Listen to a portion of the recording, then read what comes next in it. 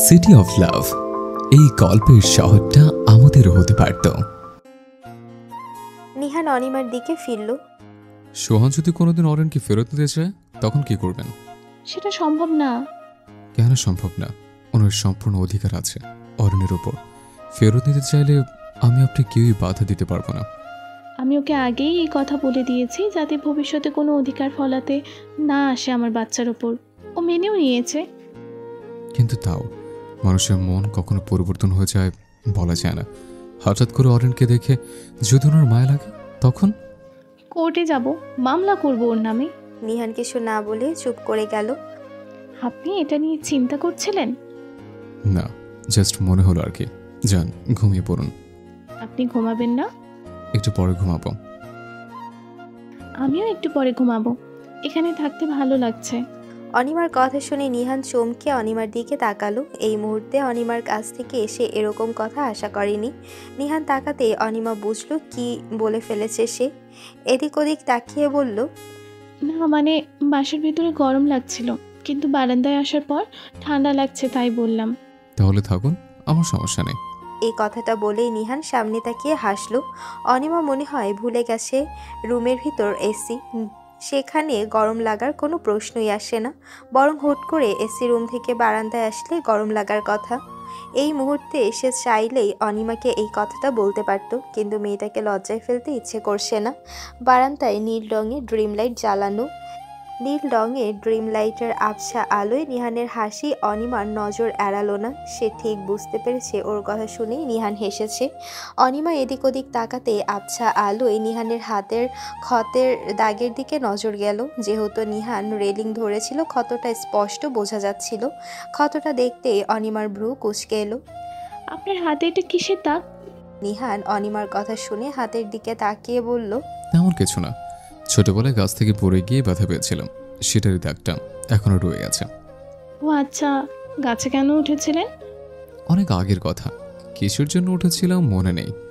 মাহি রাস্তা দিয়ে স্কুল থেকে বাড়ি ফিরছিল। হঠাৎ রাস্তার মাঝে অনিমাকে দেখে অনিমার একটু সামনে যেতেই দেখলো অনিমা সামনে থাকা গাছের দিকে এক দৃষ্টিতে তাকিয়ে আছে। মনে হচ্ছে যেন কিছু গবেষণা করছে। মাহির অনিমার পাশে দাঁড়িয়ে সামনে থাকা বড় গাছের দিকে তাকিয়ে বলল, কি দেখছেন? মাহিরের কথায় মাহিরের দিকে তাকাতেই মাহিরও অনিমার দিকে তাকালো।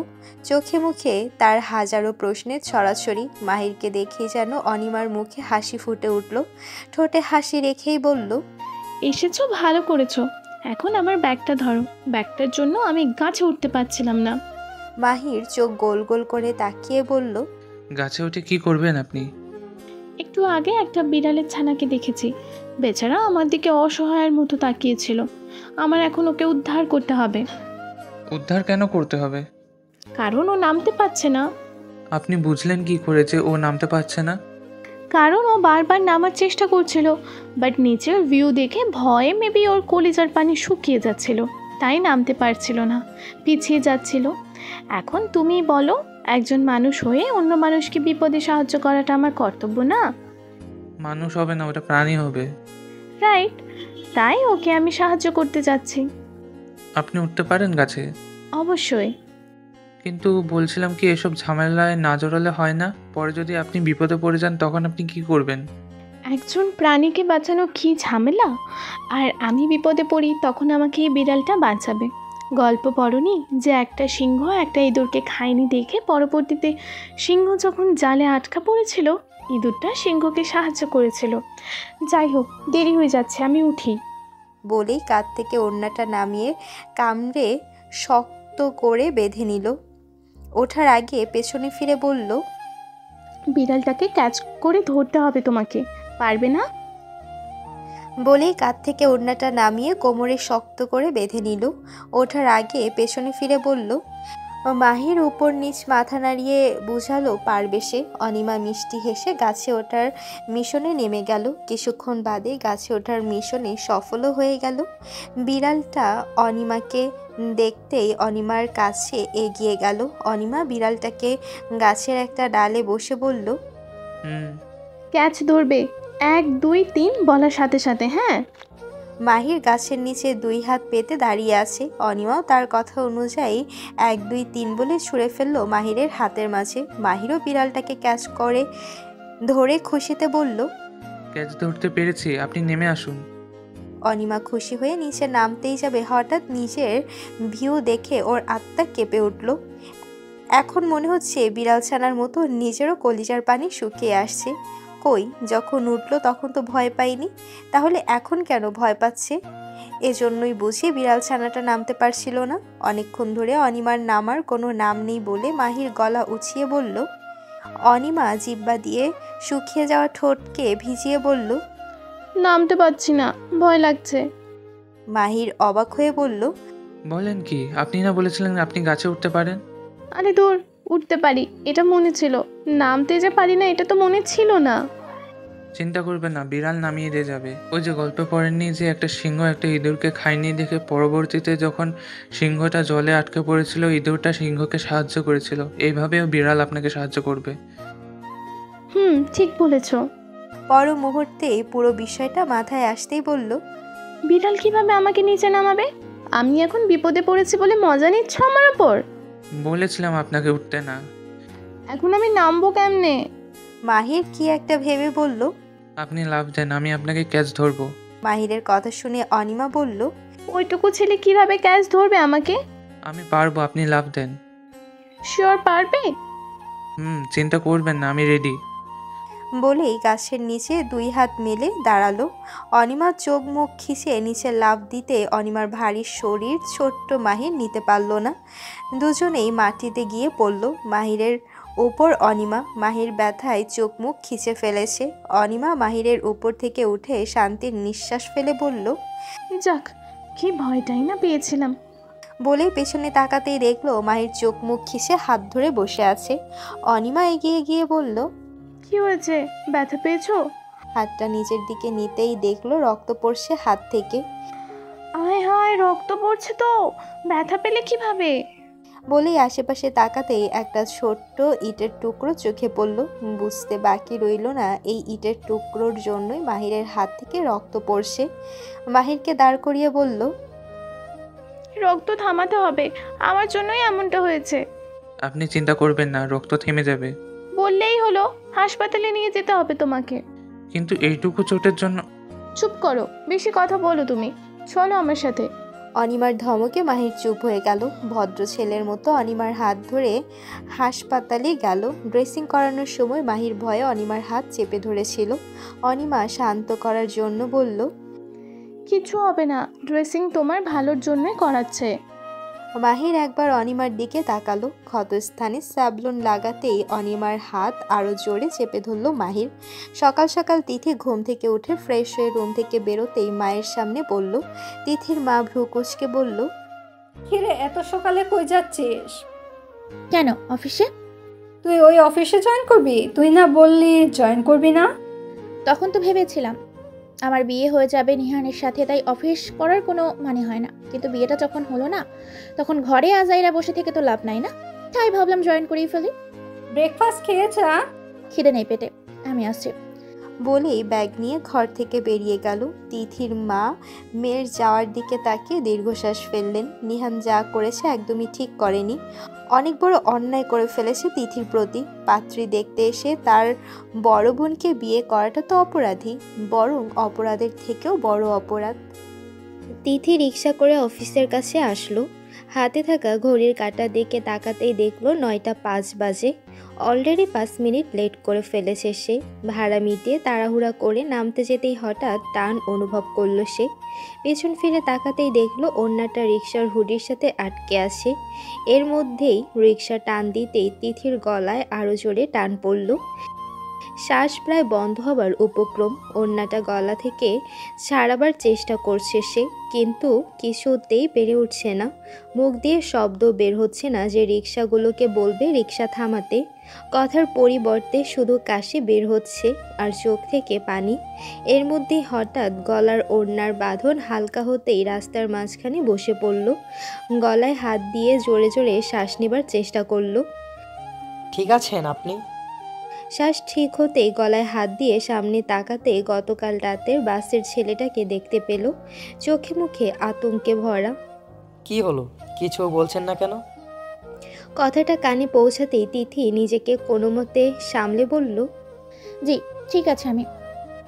কথাটা শুনেই যেন স্বস্তির নিঃশ্বাস ফেলল সে। সাবধানে চলবেন তো, ওর না রিক্সায় কি করে লাগে। খেয়ালে ছিল না, কখন রিক্সার হুডিতে লেগে গিয়েছে টের পাইনি। আমি না দেখলে কি হতো, এতক্ষণে তো। এই যে শুনছো মাই প্রিয় শ্রোতা বন্ধুরা, তোমরা শুনছো সিটি অফ লাভ প্রেরিত প্রেমে সিক্ত গল্প।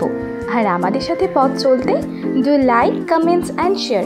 আর সাবস্ক্রাইব করতে কিন্তু একদম ভুলবে না। টাটা। মারা যেতাম তাই তো। তিথির কথা শুনে ছেলেটা স্তব্ধ হয়ে গেল। তিথি ঘড়ির দিকে তাকিয়ে বলল, আমার দেরি হয়ে যাচ্ছে, আমি আসছি। বলেই রাস্তার পড়ে যাওয়া ব্যাগটা কাঁধে নিয়ে উঠে দাঁড়ালো। তিথির সাথে সাথে ছেলেটাও উঠে দাঁড়ালো। তিথি কিছু দূর হেঁটে কি একটা মনে পড়তেই পেছন ফিরে বলল, ধন্যবাদ।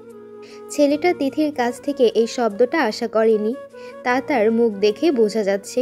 গতকাল রাতে তিথির সাথে কথা হবার পর ভেবেছিল মেয়েটা বোধহয় ঘাটতারা। যেভাবে কথা বলছিল এটা দ্বারা এটাই প্রমাণিত হয়েছিল, কিন্তু ছেলেটার ভাবনাকে এক নিমেষে পাল্টে দিয়েছে মেয়েটা। হঠাৎ পকেটে থাকা মোবাইলটা বেজে উঠতেই তাড়াতাড়ি অফিসের ভেতর ঢুকে গেল। তিথিকে সোফায় বসে আছে, সামনে টেবিলে কফি রাখা। তিথির সামনে ম্যানেজার বসে আছে, কিছুক্ষণ পর পর ঘড়ির দিকে তাকাচ্ছেন। বারবার ঘড়ির দিকে তাকাতে দেখে তিথি বলল, কোনো প্রবলেম স্যার? বারবার ঘড়ির দিকে তাকাচ্ছেন যে? ম্যানেজার একটা শ্বাস ফেলে বলল, আর বলবেন না, ছেলেটাকে নিয়ে আর পারি না। বললাম আজকে তাড়াতাড়ি আসতে, আজকেই দেরি করে আসছে। ওকে ছাড়া আপনি কাজ বুঝবেন কি করে? যতই হোক আপনি ওনার আন্ডারে কাজ করবেন, ওনার কাজ তো আপনাকে আমি বুঝিয়ে দিতে পারি না। এসে পড়বে বোধ হয়, মেবি জ্যামে আটকে গেছে। কথাটা বলার সাথে সাথে কেউ এসে বলল, আসবো? ম্যানেজার সাহেব ভ্রু কুঁচকে বিরক্তিকর দৃষ্টিতে বলল, জি আসুন। লেট হবার কারণ? রাস্তায় একটু ঝামেলা হয়েছিল, সেটাই সলভ করতে করতে দেরি হয়ে গেল। কি ঝামেলা হয়েছিল? একটা মেয়ে বিপদে পড়েছিল, ওনাকে হেল্প করতে যেয়ে দেরি হয়ে গেছে। তিথি এতক্ষণ মাথা নিচু করে বসেছিল। হঠাৎ এই কথাটা শুনে চোখ তুলে পাশে তাকাতেই চোখ জোড়া বড় হয়ে গেল। এই ছেলের আন্ডারে সে কাজ করবে? দুনিয়াতে কি আর কোনো ছেলে ছিল না? আজব। হয়েছে, অনেক হেল্প করেছেন আপনি, এখন বসুন। আপনার জন্য মেয়েটাকে কখন থেকে বসিয়ে রেখেছি। ছেলেটা সামনের সোফায় বসতে বসতে বলল, সরি আপনাকে বসিয়ে রাখার জন্য। বলে সামনে তাকাতে তিথির মুখ দৃশ্যমান হলো। ম্যানেজার সাহেব তিথিকে বললেন, উনি হচ্ছেন তাওসান, ওনার আন্ডারেই আপনি কাজ করবেন, আপনাকে সব কাজ উনিই বুঝিয়ে দেবেন। আমি তাহলে আসি। তাহসান হাসি মুখে বলল। জি স্যার। ম্যানেজার চলে যেতেই তাহসান তিথির দিকে তাকিয়ে বলল, আপনার সাথে যে এভাবে আবার দেখা হয়ে যাবে ভাবিনি। কেন, ভাবলে কি হতো? না মানে আপনার সাথে এই নিয়ে আমার 3 বার দেখা হলো। কোনো পরিচিত মানুষের সাথে 3 বার দেখা হওয়াটা স্বাভাবিক কোনো বিষয় না। স্বাভাবিক বিষয় না কেন? এখানে তো আমি অস্বাভাবিক কিছু দেখছি না। ডেস্টিনি বুঝেন? বুঝার কি আছে? আমাকে কি অশিক্ষিত মনে হয় আপনার? আরে আমি কখন এই কথা বললাম? আমার মনে হচ্ছে আমাদের এই বারবার দেখা হবার পিছনে ডেস্টিনির হাত আছে। তিথি বিরক্ত হয়ে বলল, আপনি আমাকে কাজটা বোঝালে সুবিধা হতো। অবশ্যই, চলুন আমার সাথে। অনিমা, টেবিলের ড্রয়ারে আমার মানিব্যাগ আছে, একটু নিয়ে আসবেন প্লিজ। ড্রয়িং রুম থেকে চিল্লিয়ে কথাটা বলল নিহান। নিহানের কথা শুনে টেবিলের সামনে এগিয়ে গেল, ড্রয়ারটা খুলে মানিব্যাগটা বের করে নিল। ড্রয়িং রুমে গিয়ে নিহানের দিকে বাড়িয়ে দিতেই নিহান বলল, অরিন কোথায়? ও কি একা ফিরে এসছেন রুমে? না, মারিয়ার কাছে আছে।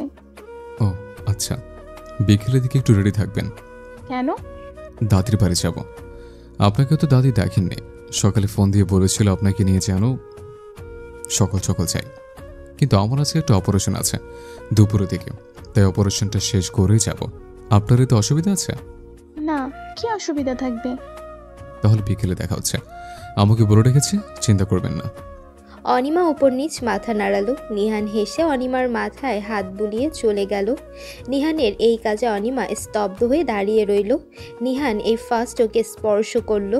এর আগে যতবারই স্পর্শ করেছে কোনো কারণে, কিন্তু আজকে কোনো কারণ ছাড়াই মাথায় স্পর্শ করেছে। রুমে যেতেই চোখে পড়ল টেবিলের নিচে ডায়েরির মতো কী যেন পড়ে আছে। মানিব্যাগ বের করতে গিয়েই মনে হয় পড়ে গেছে। অনিমা এগিয়ে নিচু হয়ে তুলতে যাবে, হঠাৎ পেছন থেকে মারিয়া এসে বলল, ভাবি অরিন কান্না করছে, মনে হয় খিদে পেয়েছে ওর। অনিমা ডায়েরিটা তুলল না, তিথির কাছ থেকে অরিনকে নিয়ে নিল। তিথি যেতে যেতে বলল, তুমি তাহলে ওকে দুধ খাওয়াও, আমি যাই। অনিমা অরিনকে দুধ খাওয়ানো শুরু করলো। আচ্ছা, ওই ডায়েরিটা কিসের ডায়েরি ছিল? কেমন চেনা চেনা লাগছিল, মনে হচ্ছে আগেও কোথাও দেখেছিল। একটু ভালো করে চিন্তা করতেই মনে পড়ল সেম একটা ডায়েরি তো সে মাহিরকে দিয়েছিল ছোটবেলায়। এই ডায়েরি নিহানের কাছে কি করে আসলো? তাহলে নিহানই কি মাহির? কিন্তু নিহান কেন ওকে বলল না যে ও মাহির? বিষয়টা মাথায় ঢুকলো না। অরিনকে দুধ খাওয়ানো শেষ করে বিছানায় শুয়ে দিয়ে টেবিলের কাছে আসলো। ডায়েরিটা এখনও পড়ে আছে নিচে। নিচু হয়ে তুলতেই যাবে, আবারও নিহানের মা নিচ থেকে অনিমাকে ডাক দিল। অনিমা অরিনকে কোলে নিয়ে নিচে চলে গেল। ডেকেছিলেন? এক কাপ চা করতে বলো রহিমাকে, কখন ডাকছি ওকে শুনছেই না। অগত্যা না চাইতেও তোমাকে ডাকতে হলো। আমি গিয়ে বলছি।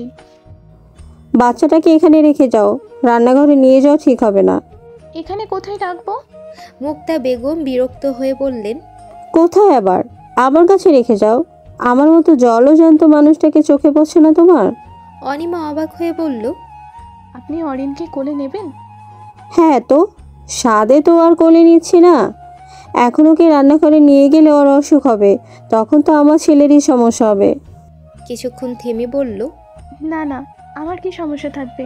আপনি নিন, আমি রহিমা খালাকে বলে আসছি। অনিমা হকচকিয়ে বলল। বলেই মুক্তা বেগমের কোলে অরিনকে দিয়ে রান্নাঘরে চলে গেল। অনিমার যেন এখনও বিশ্বাস হচ্ছে না নিহানের মা নিচ থেকে অরিনকে কোলে নিয়েছে। রান্নাঘরে ঢুকতেই দেখলো রহিমা মাছ কাটছে। অনিমা এগিয়ে গিয়ে বলল চা বানাতে, কিন্তু রহিমার এতে কোনো হেলদোল নেই। সে নিজের মতো মাছ কেটেই যাচ্ছে। অনিমার ভ্রু কুঁচকে এলো। চোখের সামনে হাত নাড়াতেই রহিমা কান থেকে ইয়ারফোন খুলে বলল, আপনি কখন আইলেন? আমারে ডাকলেন না কেন? অনেক আগেই এসেছি, ডেকেওছি, কিন্তু শোনোনি। আর কইলেন না মাছ কাটতে এত বিরক্ত লাগে? এর লাইগাই কানে ইয়ারফোন দিয়া মাছ কাটতেছিলাম, যাতে বোরিং না লাগে। অনিমা ভ্রু কুঁচকে বলল, বউ? বং মানে জানেন না? না। আরে বং মানে হইল বিরক্ত। অনিমা কোনো মতে হেসে বলল, ও আচ্ছা, তোমাকে চা বানাতে বলেছে। এই হাত দিয়া কেমনে চা বানাবো? মাছের আঁশটা গন্ধ লাগবো, আপনি বানায়া নেন। আমি? যদি রাগ করে? আর আমি জানিও না উনি কিভাবে চা খায়। বুঝতে পারলেই না, আপনি খালি চিনি দেবেন না, তাহলেই হইব। অনিমা ভয়ে ভয়ে চুলায় পানি বসালো। কিছুক্ষণের মধ্যে চা বানানো শেষে এগিয়ে গেল। ড্রয়িং রুমে যেতেই অবাক হয়ে গেল। তিথি কাজ শেষে ঘড়ির কাঁটার দিকে তাকাতেই দেখল 7টা বাজে। সব কিছু গুছিয়ে অফিস থেকে বের হয়ে বাস স্টেশনে দাঁড়ালো বাস আসার অপেক্ষায়। বাস আসবে 7:30-এ। দাঁড়িয়ে দাঁড়িয়ে মোবাইল দেখছিল। হঠাৎ পাশে তাকাতেই দেখলো কয়েকটা ছেলে ওর ওড়নার দিকে তাকিয়ে আছে। তিথি ভ্রু কুঁচকে ওড়নার দিকে তাকাতেই দেখলো অর্ধেকটা ছিঁড়ে গেছে। মনে হয় সকালের রিকশার ঘটনার জন্যই ছিঁড়ে গেছে। ছেঁড়া ওড়নাটা গায়ে ভালোভাবে জড়িয়ে নিল, তবুও বিশ্রী লাগছে। ওড়না ছিঁড়ে যাবার ফলে শরীরের বেশ খানিকটা অংশই দেখা যাচ্ছে। ভয়ে গলা শুকিয়ে আসলো তিথির। আশেপাশে তাকিয়ে দেখলো পুরো রাস্তা জনমানবহীন। জড়ো হয়ে একটা জায়গায় দাঁড়িয়ে রইল আর দোয়া করলো যেন বাস তাড়াতাড়ি চলে আসে। হঠাৎ পিঠে কারোর হাতের স্পর্শ পেয়ে ভয়ে কেঁপে উঠল পুরো শরীর। তবে কি ওই ছেলেগুলো পেছনে চলে এসেছে, ওরাই পিঠে স্পর্শ করেছে? ভেবেই ঘৃণায় শরীর রিরি করে উঠল। পেছনের লোকটা পাশে এসে দাঁড়াতেই রাগে লোকটার গালে 2টা চড় দিয়ে বসলো। চোখ খুলে সামনে তাকাতেই তাহসানের মুখ চোখে পড়ল। গালে হাত দিয়ে অবাক হয়ে তাকিয়ে আছে তিথির দিকে। তিথিও অবাক হয়ে বলল, আপনি আপনি কখন আসলেন? আপনি আমার গালে থাপ্পড় মারার একটু আগে। দুঃখিত। আমি বুঝতে পারিনি। আমি ভেবেছি ওই ছেলেগুলো মনে হয় পিছনে এসে দাঁড়িয়েছে। ইটস ওকে, আমি কিছু মনে করিনি। আপনি এখানে কি করছেন? আপনাকে সাহায্য করতে আসছিলাম, তার বদলে যে থাপ্পড় খাবো ভাবিনি। যাই হোক, আমার ব্লেজার কালকে অফিসে দিয়ে দিবেন। আজকের জন্য আপনাকে ধার দিলাম জাস্ট। তিথি ভ্রুকুচকে বলল, ব্লেজার? যেটা রাখতে গিয়ে আপনার হাতে থাপ্পড় খেলাম। তিথি অবাক হয়ে নিজের দিকে তাকাতেই দেখলো ব্লেজার গায়ে জড়ানো। ব্লেজারটা খুলে তাহসানের দিকে বাড়িয়ে দিয়ে বলল, আমার কোনো ব্লেজার লাগবে না, আমি এটা নিয়ে যান। ভেবে বলছেন? দেখুন, ব্লেজারটা আমি হেল্পের জন্যই দিয়েছি, ইমপ্রেস করার জন্য নয়। আপনার যদি ছিঁড়া ওড়না পরে থাকার ইচ্ছা থাকে তাহলে দিন আমাকে। তিথি সামনে তাকিয়ে দেখলো বখাটে ছেলেগুলো এখনও ওর দিকে তাকিয়ে আছে। ভয়ে পুরো শরীর শিউরে উঠল। হাত ঘুটিয়ে ব্লেজারটা আবার পরে নিল। কালকে ফেরত দিয়ে দিব, চিন্তা করবেন না। তাহসান মাথা নাড়ালো। বাসের জন্য ওয়েট করতে লাগলো। কিছুক্ষণের মধ্যেই বাস এসেও গেল। বাস আসার সাথে সাথেই পুরো এলাকায় লোডশেডিং হয়ে গেল। চারপাশ অন্ধকারে আচ্ছন্ন হয়ে গেল। তিথি অন্ধকারে ভয়ে ভয়ে বাসের দিকে এগিয়ে যেতে লাগলো। না জানি কখন পড়ে গিয়ে পা ভেঙে ফেলে। ওর সাথেই কেন এরকম সব সময় হয়? দীর্ঘশ্বাস ফেলে 2 কদম পা ফেলতেই কেউ ওর দিকে লাইট ফেললো। ভ্রুকুচকে পেছন ফিরে তাকাতেই দেখলো তাহসান মোবাইলের টর্চ লাইট তিথির সামনে ফেলেছে। এতে করে সামনের রাস্তাটা দেখা যাচ্ছে। তিথিকে তাকাতে দেখে তাহসান পিছু হাঁটতে হাঁটতে বলল, অন্ধকার, রাস্তা দেখা যাচ্ছে না, তাই লাইট জ্বালালাম, নয়তো পড়ে গিয়ে হাত পা ভেঙে ফেলতে পারি।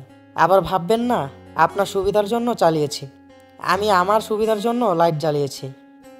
তিথি বিরক্ত নিয়ে বাসে উঠে বসলো। তাহসানও তিথির পিছু পিছু বাসে উঠে পড়ল। চারপাশ নজর বুলাতেই দেখলো একটা সিটও খালি নেই, শুধু তিথিরটা বাদে।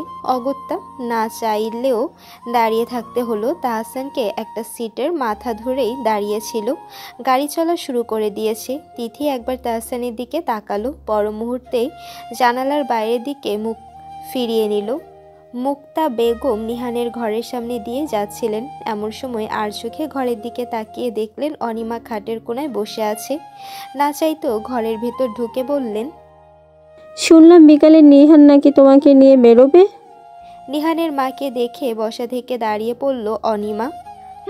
উনি যাওয়ার সময় বলে দিয়ে গিয়েছিলেন। নিহানের মা সামনে থাকা দেয়ালের ঘড়ির দিকে তাকাতেই দেখলেন 4টা বাজে। বিকাল তো হয়ে গিয়েছে, রেডি হচ্ছ না কেন? নিহান আসার পরে যদি রেডি হও তাহলে তো দেরি হয়ে যাবে, রেডি হয়ে বসে থাকো। অনিমা মাথা নাড়াতেই ঘর থেকে বেরিয়ে গেলেন। অরিনের দিকে তাকাতেই দেখলো অরিন ঘুমাচ্ছে। কয়েক কদম হেঁটে কাবার থেকে একটা শাড়ি বের করলো, কালোর মধ্যে সাদা কাজ করা। এটা ছাড়া আর কোনো শাড়ি নেই অনিমার। যেহেতু বেশি একটা শাড়ি পরে না, তাই শাড়ি কেনেও নি। কিছু না ভেবে চট করে ওয়াশরুমে নিয়ে চলে গেল। সব প্রয়োজনীয় জিনিস পরে শাড়িটা পরতে যেয়েই সমস্যা হলো। শাড়ি জিনিসটা অতটা ভালো করে পরতে পারে না সে।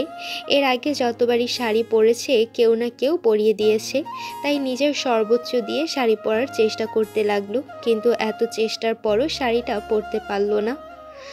কোনো মতে গায়ে জড়িয়ে ওয়াশরুম থেকে বেরিয়ে আসলো। নিচে নিহান এসেছে। নিহানকে দাঁড় করিয়ে দিয়ে নিহানের মা নিহানের রুমে এসে অনিমাকে এখনও রেডি না হতে দেখে বললেন, কি হলো, এখনো রেডি হওনি কেন? আমার ছেলেটা নিচে দাঁড়িয়ে আছে। অনিমা উঠে দাঁড়িয়ে বলল, শাড়িটা পরলেই হয়ে যাবে। তাহলে পরো, বসে আছো কেন? মানে? নিহানের মা বিরক্ত হয়ে বললেন, আবার বলো না যে তুমি শাড়ি পরতে পারো না। অনিমাকে চুপ করে মাথা নিচু করে থাকতে দাঁড়িয়ে নিহানের মা অবাক হয়ে বললেন, তুমি শাড়ি পরতে পারো না? কিছুক্ষণ থেমে বললেন, শাড়িটা দাও আমাকে। অনিমা শাড়ি মুক্তা বেগমকে দিতেই অনিমা 5 মিনিটের মধ্যে শাড়ি পরিয়ে দিলেন। আমাকে গিয়ে বললে কি হতো? আমি তো কোনো না কোনো ব্যবস্থা করতাম। কত সময় নষ্ট করলে বসে থেকে। অনিমা নিজের দিকে তাকাতেই অবাক হয়ে গেল। 5 মিনিটের মধ্যেই কেউ যে এত সুন্দর করে শাড়ি পরাতে পারে তা সে কোনো দিন কল্পনাও করেনি। যাও, এবার দাঁড়িয়ে থেকে আর সময় নষ্ট করো না। কোচি ঠিক করতে করতে কথাটা বললেন। অনিমা অরিনকে কোলে নিয়ে কিছু দূর যেতেই কি একটা মনে করে পিছু ফিরে বলল, ধন্যবাদ আপনাকে এত সুন্দর করে শাড়ি পরিয়ে দেওয়ার জন্য। হয়েছে, আমি তোমাকে সাহায্য করার জন্য শাড়ি পরিয়ে দিইনি। আমার ছেলেটা এই গরমের মধ্যে নিচে দাঁড়িয়ে আছে দেখে সাহায্য করেছি। অনিমা কিছু না বলে হেসে অরিনকে নিয়ে ঘর থেকে বেরিয়ে গেল। নিহান সত্যি বলেছিল, উনি বাহিরে থেকে শক্ত দেখালেও ভেতরে অনেক নরম। নিহান নিচে দাঁড়িয়ে অপেক্ষা করছিল। বাসের সময় বিকেল 5টা, এখন 4টা বাজে। বাস স্টেশন ওদের বাসা থেকে দূরে হওয়ায় একটু আগে রওনা দেওয়া লাগে। আচ্ছা, অনিমা তো দেরি করছে কেন? কোনো অসুবিধা হলো নাকি ভেবেই পায়চারি করা বন্ধ করে দিল। বাড়ির ভেতর যেতেই যাবে, হঠাৎ সামনে অনিমাকে আসতে দেখে পাজোড়া থমকে গেল। এর আগে কোনোদিন শাড়ি পরতে দেখেনি। খুবই সিম্পলভাবে সেজে এসেছে অনিমা। লম্বা চুলগুলোকে বেনি করে কাঁধের একপাশে রেখে দিয়েছে, কপালে একটা কালো টিপ, চোখে হালকা কাজল, ব্যাস। আর কোনো রকম প্রসাধনীর ছোঁয়া নেই মুখে। এই সাধারণ মানুষটার উপরে সে আসক্ত। কত বছর ধরে এই মানুষটার জন্য তার অপেক্ষা করা একমাত্র আল্লাহ জানে। কত করে মোনাজাতে শুধু এই মানুষটাকে চেয়েছে সে। আজ সে তার চাওয়াতে সফল। আল্লাহ তার পাশে ছিল বলেই অনিমাকে আজ স্ত্রী হিসেবে পাওয়া। চলুন, দাঁড়িয়ে আছেন কেন? অনিমার কথায় ধ্যান ভাঙল নিহানের। মুখ ফুটে বলল, ও হ্যাঁ হ্যাঁ চলুন। বলেই অনিমার কাছ থেকে অরিনকে কোলে তুলে নিল। বাসের সিটে অনিমা আর নিহান বসে আছে। বাস সে কখনই ছেড়ে দিয়েছে। অরিন অনিমার কোলে ঘুমাচ্ছে। অনিমাও প্রায় ঘুমে পড়ে যাবার অবস্থা। বাসে উঠলেই তার এই এক সমস্যা, ঘুমিয়ে যাওয়া। যতই ঘুমটাকে আটকাবার চেষ্টা করে, কিছুতেই পারে না। বাস উঠলেই মনে হয় ঘুমের দলাগুলা দৌড়ে আসে অনিমার কাছে। নিহান এক চোখ ঘুরিয়ে দেখল, অরিনকে নিজের কোলে নিয়ে নিল। অনিমাও ঘুমের ঘোরে টের পেল না, সিটে মাথা এলিয়ে দিল। অনিমার ঘুমন্ত মুখের দিকে তাকিয়ে নিহান মুচকি হাসল। কে জানতো এই মেয়েটার জন্য একদিন পৃথিবীর সবার সাথে লড়াই করতে হবে।